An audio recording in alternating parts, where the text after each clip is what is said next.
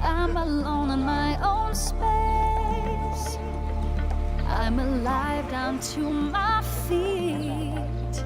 Every step that I take, there's a mission to complete.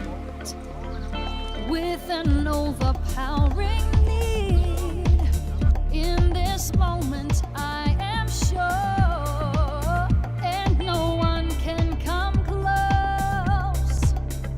This is all I'm fighting for. Let my dreams never die. I have wings, I can fly. When I'm sailing on air, I know I'm living in the heart of a champion. There's a never-beating rhythm, and the chance that you get is the chance that you take. Then you're winning.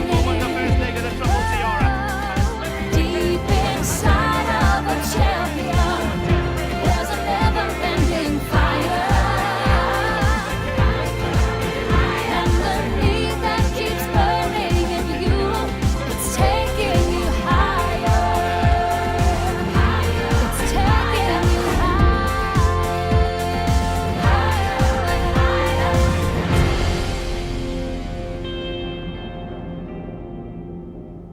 Well, Geoff, reflecting back on this spectacular day, almost mirrored by the Sansui Summer Cup day to a certain extent, Alec Laird seemed to hold the aces in the Guineas, and you were of the opinion that you concurred with that thinking on the exposed form. But having said that, you were very bullish about the chances of your horses, and Louis the King has obviously come to the fore, and he's been praised by many a jockey and trainer and scribe with just cause. A superb performance. I was thrilled with him, and we obviously liked him, and we felt that he was going to run a very big race.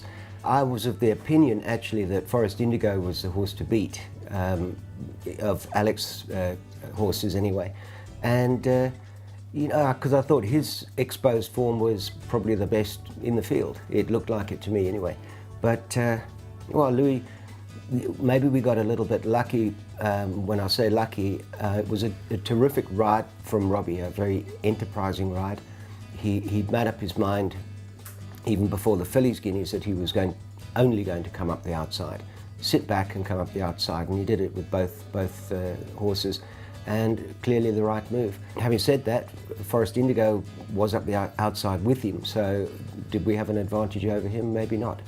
I think he's just showing now that he's a very, very progressive horse.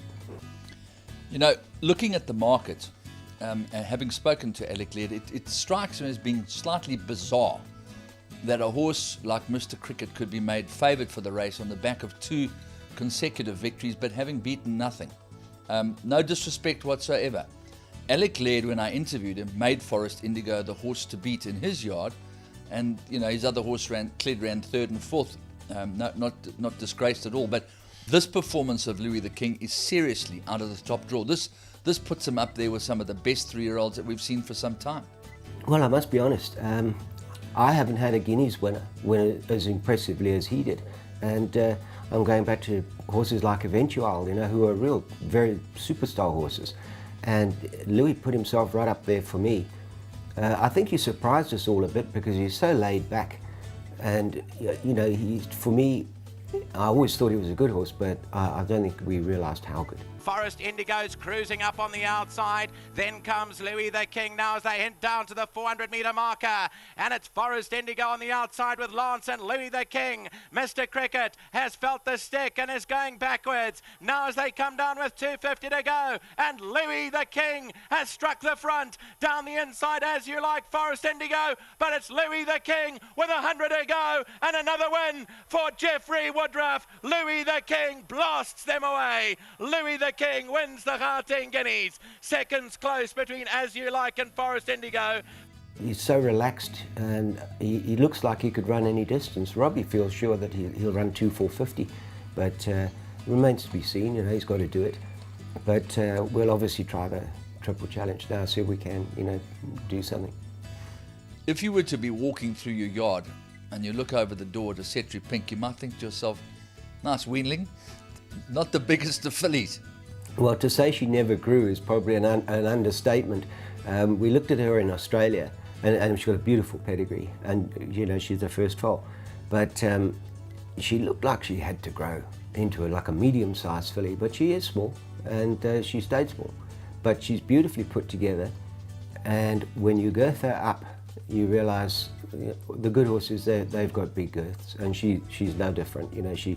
She takes a good old pull on the girth to saddle her, and I think she's got everything in the right place. She's a well put together filly with a huge action. It's wide open in the first leg of the Triple Tiara, but not sulking in Arcetri Pink. Little to choose between these two. Athena hard up on the grandstand side. Along came Polly, Admiral's Eye, then comes Winter Star, but Arcetri Pink has now gone clear by a length and a half. Not sulking, racing in second. Athena's 3 lengths adrift, then comes Along came Polly. It's Arcetri Pink from Not Sulking. It's a Geoff Woodruff 1-2. Arcetri Pink will win the first leg of the Triple Tiara. Second goes to Not Sulking, then came Athena. You'd have to say that if they went to the races on different days, that Not Sulking would be sulking. On the strength of her last run, where she won at Turffontein, the 1400, I immediately fancied her to run a big one in the Fillies Guineas, and I really, really liked her for the race. It quite surprised me, shocked me actually, that Arcetri Pink turned it around like she did, but it's racing, I mean, they're all going there trying, and they're all good fillies. She had grade 1 form as a 2-year-old, and she sort of got back to that level again. And Not Sulking, well, it was her first test really up against good, good fillies, and I think she also came through flying colours. I mean, she would have won by far, yeah, if Arcetri Pink wasn't in the race. Yeah, so I was very, very chuffed with her run, and she, I'm pretty sure, should go. I don't know how far she'll get, but she's got a brother who's a very good stayer, so there's a chance she'll certainly get the trip of the Classic. Well, interestingly enough, I was speaking to Kevin Shea afterwards, and he's got quite a lot of experience of having ridden internationally, and he really said to me that Rock of Gibraltar grows legs when it rains, plus the Galileo factor. I mean, there's no chinks in her armour pedigree-wise, as you've alluded to already.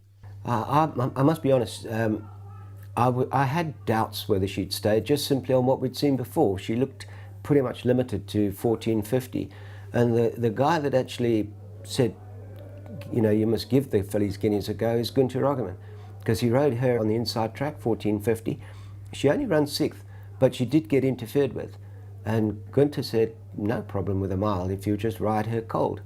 And luckily, we've Manu, who works for us, is a very good work rider, and he settled her at track that she's round and she's built up behind. She's done beautifully, because she was a tearaway. Small as she was, she could run away with anybody. And I think the speed that she showed and the way that she pulled, I thought she was going to be limited to sprinting, but adds a whole new dimension. I mean, Manu's settled her. Robbie gets on like a house on fire with her, and we seem to have got the recipe right now.